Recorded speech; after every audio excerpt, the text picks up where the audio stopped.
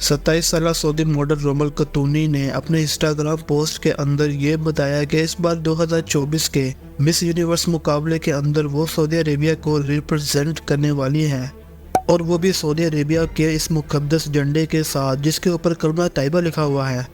استغفر اللہ۔ یہ عرب کی سرزمین پر پہلی بار ہو رہا ہے۔ کبھی سوچا نہیں تھا کہ ہمیں اس قدر بے حیائی اور ایسا وقت بھی دیکھنے کو ملے گا۔ یہ نہ صرف اللہ کے دین کی توہین ہے بلکہ کلمے کی بھی توہین ہے۔ سنن ابن ماجہ کی حدیث نمبر 4183 میں نبی پاک صلی اللہ علیہ وآلہ وسلم فرماتے ہیں کہ جب تم میں حیا نہ ہو تو کچھ بھی کرو۔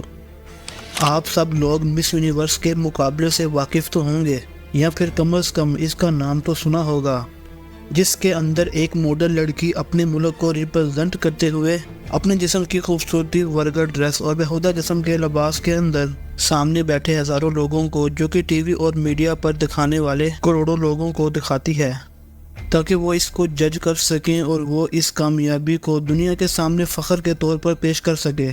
اس فحاش ایونٹ کو ہر سال گلوبل انٹرٹینمنٹ کمپنی IMG اور ٹرمپ آرگنائزیشن یعنی ڈونلڈ ٹرمپ کی کمپنی مل کر آرگنائز کرواتی ہے، جس کو 1952 کے اندر امریکن ریاست کیلیفورنیا میں شروع کیا گیا، اور دیکھتے ہی یہ انٹرنیشنل ایونٹ میں بدل دیا گیا، جہاں ہر ایک ملک سے ایک لڑکی کو اپنے ملک کے اندر موجود لڑکیوں کی خوبصورتی کو دکھانا ہوتا ہے، اور اس ججمنٹ کے اندر کئی طرح کے راؤنڈز ہوا کرتے ہیں، جس میں بکنی ڈریس، نائٹ گاؤن ڈریس جو کہ ویسٹرن ملکوں کے اندر شادیوں کے اندر پہنا جاتا ہے، اور بےہودہ انٹرویوز بھی شامل ہوا کرتے ہیں۔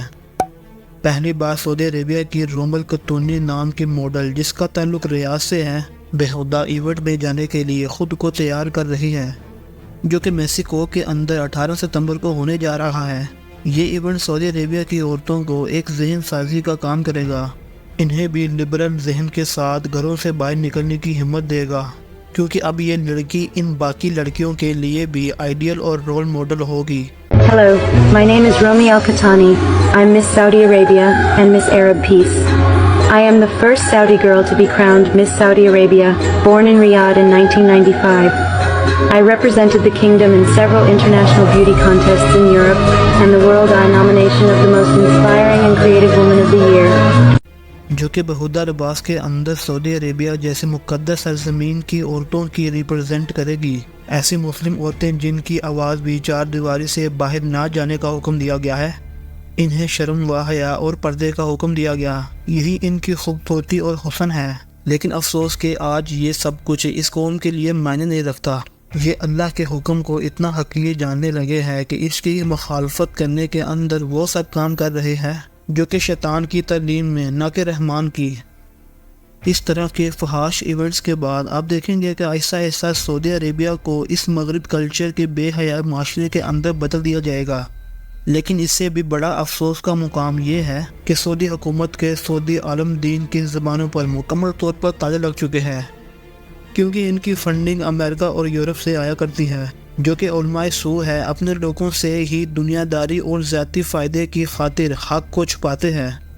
مگر یاد رکھیں کہ قیامت کے دن یہ لوگ اللہ تعالیٰ کے حضور سب سے بڑے مجرم ہوں گے، کیونکہ اللہ کو ان گناہ کا لوگوں پر اتنا جلال و غصہ نہیں آتا جتنا کہ ان برائیوں کو دیکھ کر گونگے شیطان بنے عالم دین اور علم رکھنے والے لوگوں پر آتا ہے۔ جب بھی کسی نافرمان قوم پر اللہ تعالیٰ کا عذاب آتا ہے تو سب سے پہلے ایسے لوگوں پر آیا جو کہ سب کچھ جانتے اور سمجھتے تو تھے، لیکن پھر بھی خاموش رہے۔ اب صرف سعودی عربیہ ہی نہیں بلکہ اس طرح کے باقی بے حیائی اور مبنی ایونٹس باقی مسلم دنیا کے لیے بھی موٹیویشن ہوں گے، اور وہ بھی اسے آہستہ آہستہ اپنانا شروع کر دیں گے۔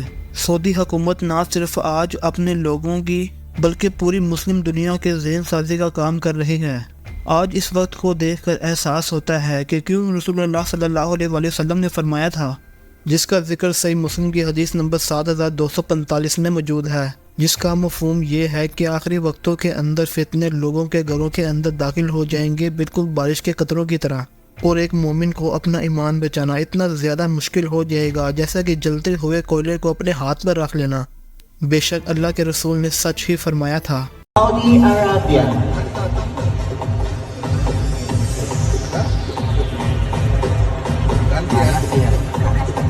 رومی مس سعودی عربیہ